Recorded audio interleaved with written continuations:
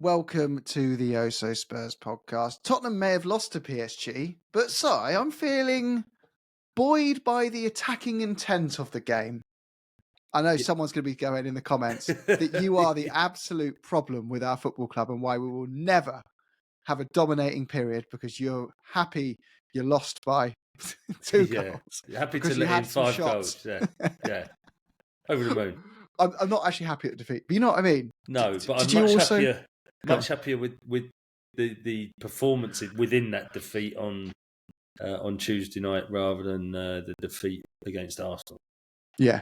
At least we turned up, and we turned up. We had a go. We fell short to technically the best team in Europe, who brought on the Ballon d'Or winner for the last 15 minutes. Yeah. Potentially got a Ballon d'Or winner in the fella that's Vitinha who scored the hat trick. So I think what we also underestimated was how good they are. Mm. And the last half an hour they pulled us about a lot in the middle of the park, but we showed some spirit and some guts about us. I think. Yeah. Saw more there to be happy about than I did against that lot on Sunday, man. Oh my god, I wasn't embarrassed against PSG. I was embarrassed against Arsenal. Mm. Well, it all got a bit wobbly for Frank, didn't it, after the Arsenal and Chelsea game? And then it got to the point of, I know it's ridiculous to suggest we have to beat PSG away for him to win us over, but the minimum expectation was you show us you can actually have a shot at goal and show us you can change this formation that's not working and play some other bloody kids. And those things happened. And also, not just that we can have a shot at goal, but we got our final ball the other night wasn't great. But we got into some really good positions. Mm. There were a couple of crosses that were over here. Gray made one lovely cross for the Richarlison, for the Mawani header back for the Richarlison goal. That was great.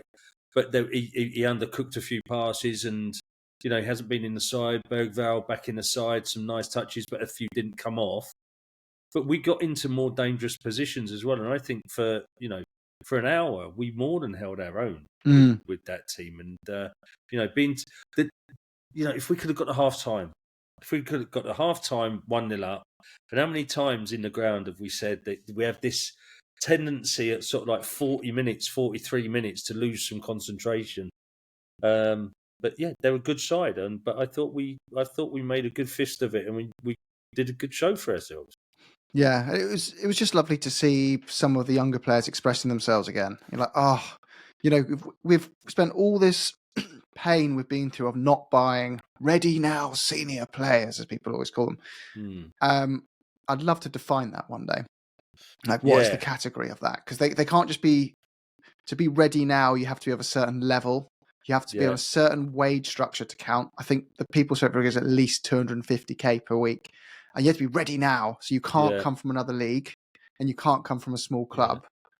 But we can't. Anyway, they're going down a rabbit hole there. Or the club has to be at a certain point in its journey as well. So, again, not wanting to blow any smoke up anyone's, but that lot down the road are now in a position where they can buy Calafiori and not have him as a first-team starter every game. Mm-hmm. And that took a long time. And it took a while.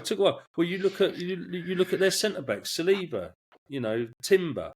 They didn't go straight into the side, but they had the luxury of being able to bring those players on and bring those players through. Whereas we're at a position in our journey, if you spend 50, 60 million on a player, he's got to start.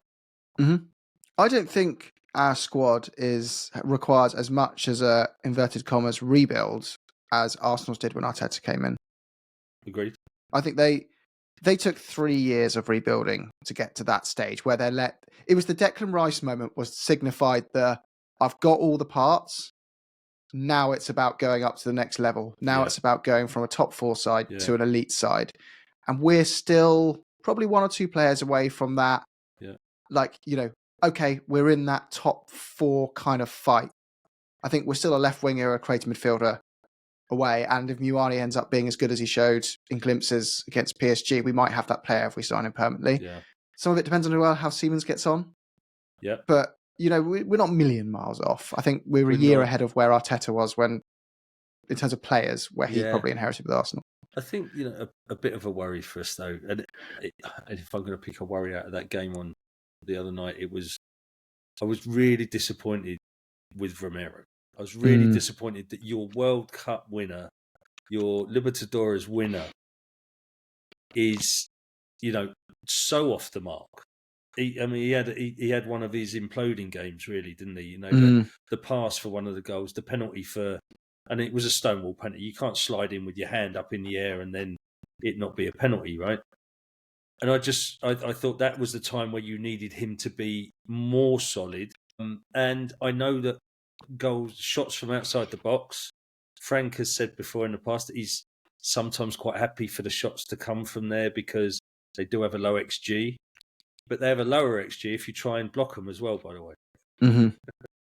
Yeah, that's it's we'll get into the XG bit again later because it did trend in the right direction, that game, finally. And I know everyone will argue over why it's rubbish and why it's not. And there were some examples of why people think it's nonsense. I think when they looked at Liverpool's, because they've lost 7 and 8, but they've got a positive XG, which is about 3 times higher than the XG they've conceded. Yet they're still losing all these games, and people are saying, this can't all just be bad luck, surely. Yeah. So it's bad finishing, isn't it? Bad finishing, yeah.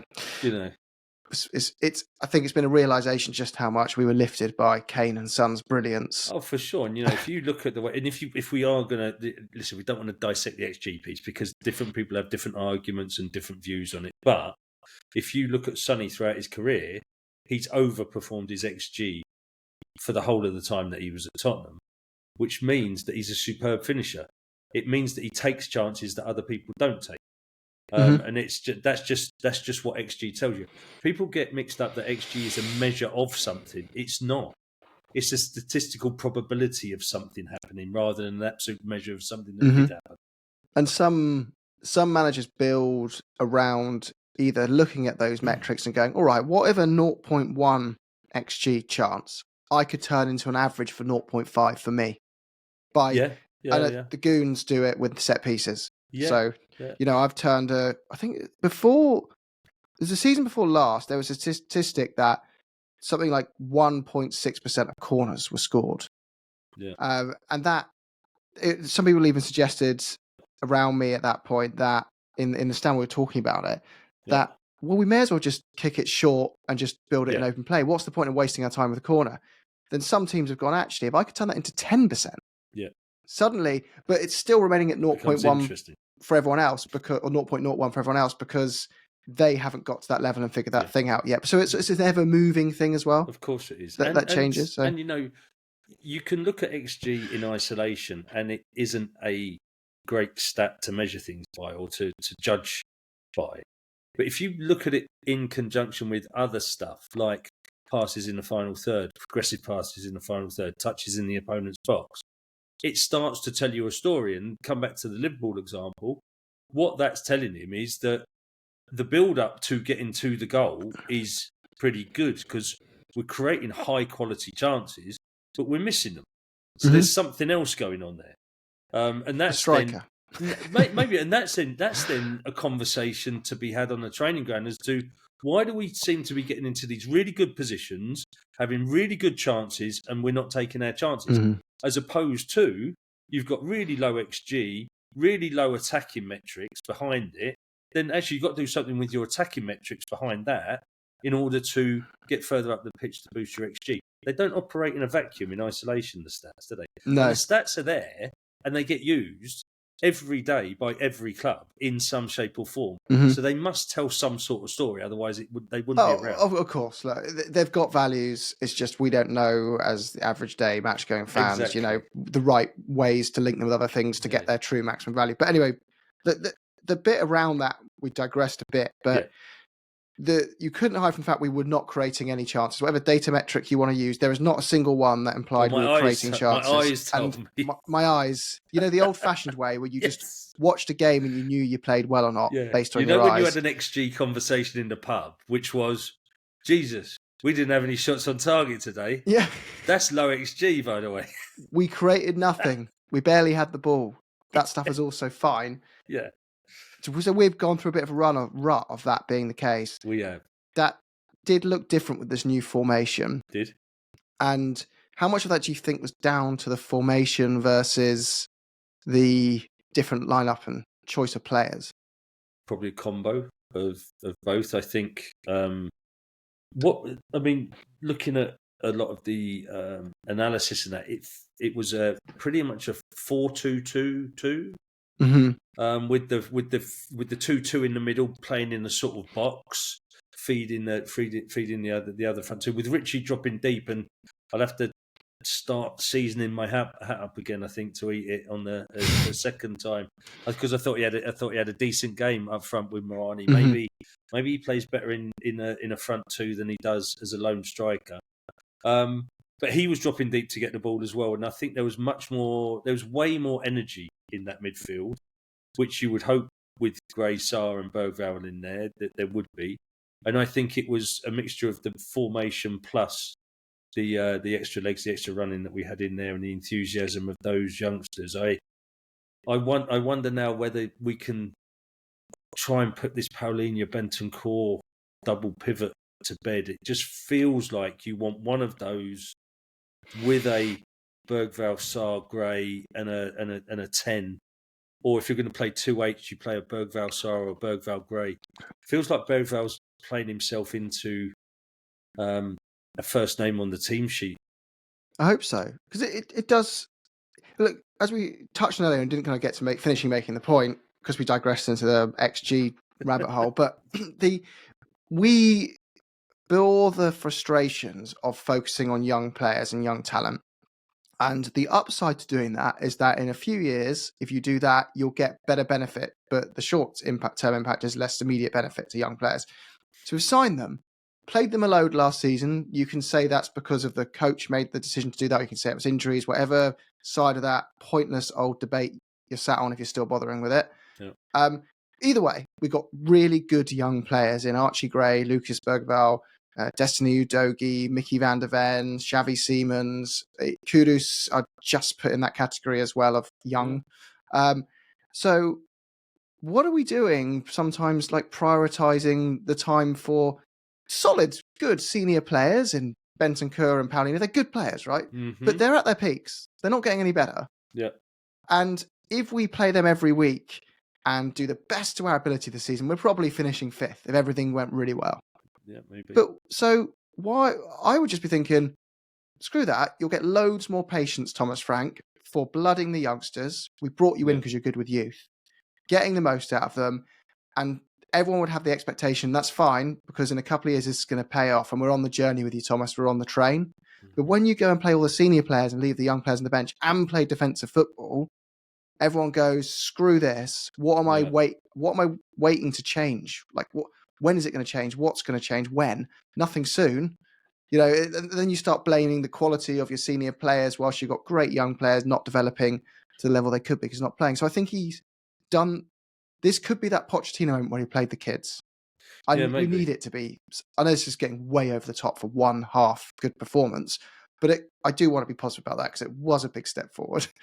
And I hope he brings it into Fulham and he plays those kids. Well, he said in the presser, didn't he, that he wants to see the same level of. He keeps using aggressivity. I'm not sure that's a word. I think aggressiveness, Thomas, if you're listening, I know you tune in. So he wants to see the same level of aggressiveness, the same level of passion, the same energy against Fulham, and he's promised a forward-looking, attacking performance to put in against Fulham. Let's see what happens there. Let's see if we can do that. And against a team like Fulham, who I think is Muniz is out until the new year, and they've been relying on him quite a lot. They've made next to no signings over the summer. Kevin, I think they got from the pub down the road. Oh, Kev, fancy a game, got your boots. So this is a team that we really, they're going to probably sit deep and they're going to be one of those really hard teams to break down. But we've got to get at them. Mm-hmm. We've got to get at them, and you can get at them through running at them. And that he's got to do that. We've got to do that. The fans, and there's a thing in football where if you're going to take the risk, if you're going to take the risk adverse option and set out the bus and play to win, to not lose, basically be your mentality in a game, it's all well and good in the sense you'll probably lose less often. Yeah. But when you do lose, the fans will have a fraction of the patience versus if you went out there, scored 4 goals and conceded 5. Yeah, And which like yeah. Forest last year, right? So Yeah. Forest made no bones about the fact that they're quite happy to sit with a 30% possession ratio, and they're going to sit deep, soak it up, and then they had the 3 super fast hot wings, breakaway strikers and Mhm. wingers that would then go away and just win a game for you. Like I think, was it Elanga against Man United Mhm. that basically ran the full length of the pitch after they'd been Mhm. soaking up 20 minutes of worth of pressure. And the reason why Nuno got all of the goodwill at Forest was not because of the style of football, but because they were winning. Because Mhm. if you play that football, you got to win. Because otherwise, what's the point in playing that type of football? Mhm. Quite agree.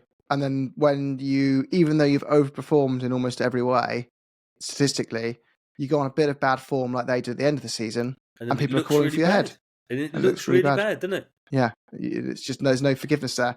So come on, Tommy, keep the attacking intent going. I'm not saying we shouldn't be happy with conceding 3+ goals in a game, but if we're gonna have a step forward, I think we want to see it.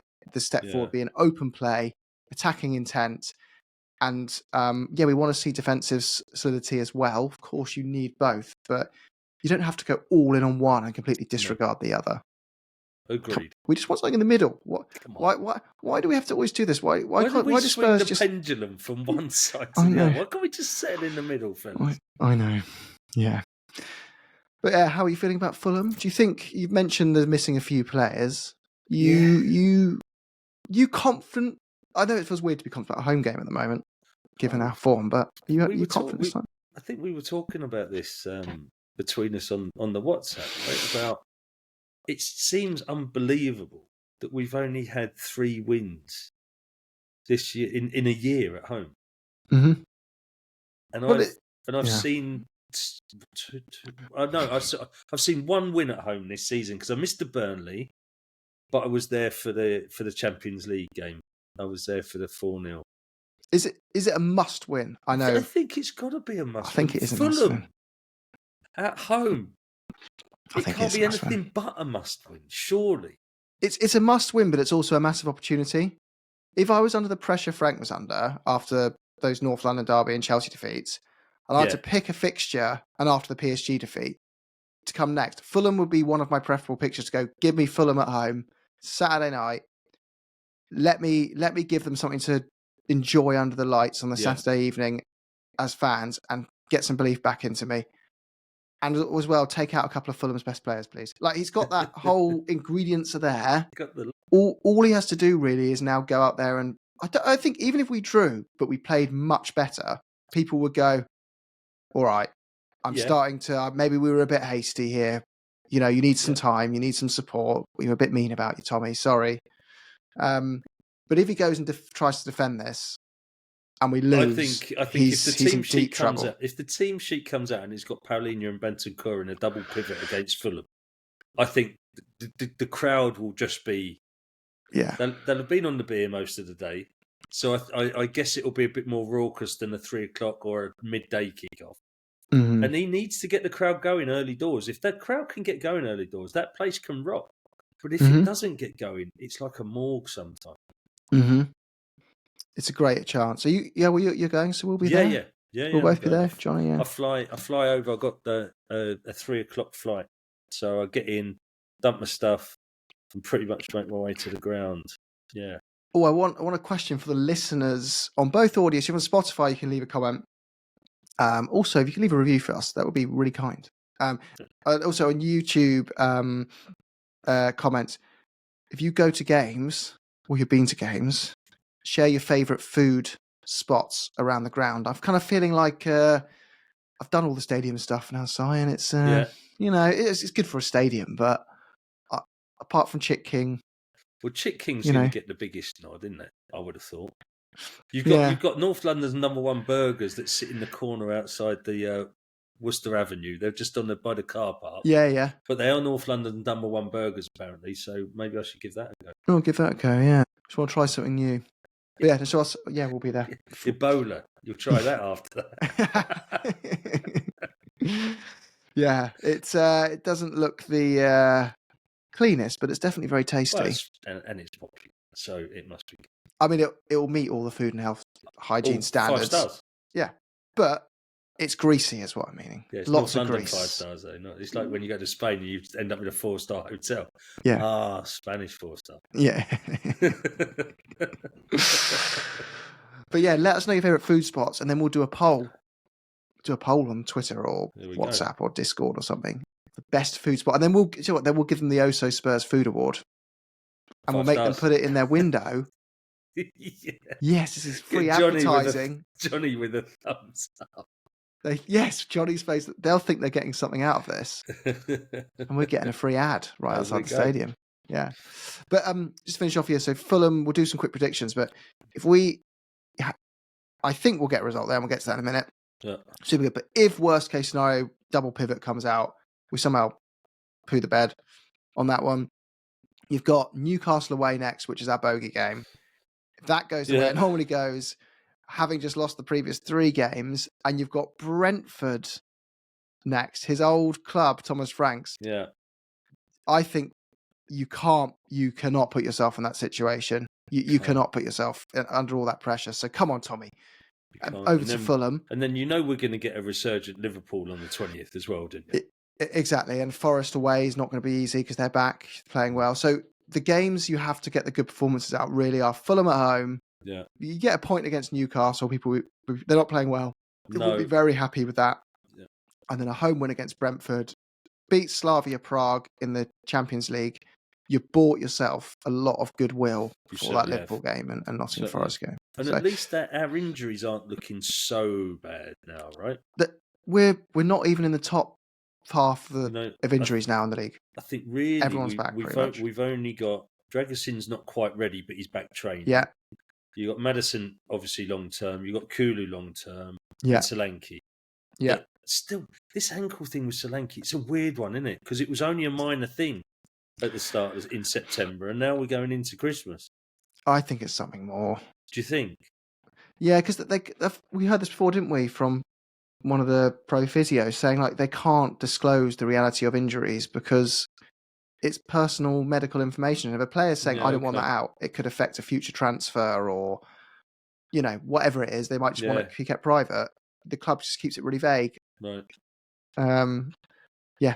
So let's see. There's some really weird rumours that stuff going on in his personal life, but I don't know where this stuff comes from. Yeah. I don't want to go into that.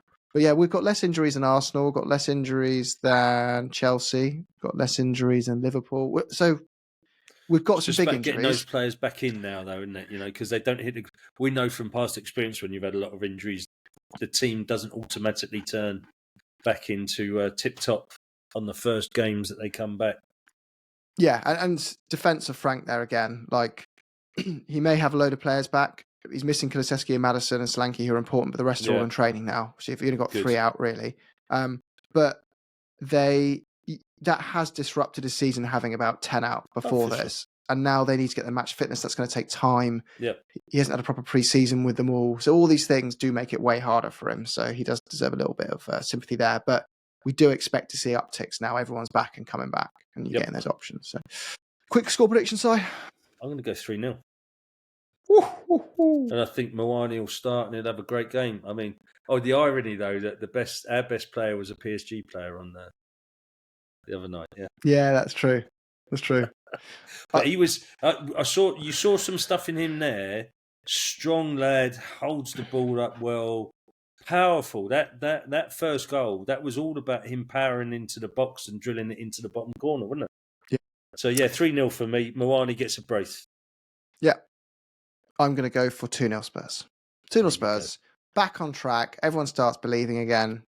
Dry their wet beds. And we can get behind Tommy the Tank Engine for what it is. And we'll have a couple of jars before the game. Yeah. Everyone's a winner. Everyone's a winner. Good stuff. Right. Up the Spurs, Si. Go on, you Spurs.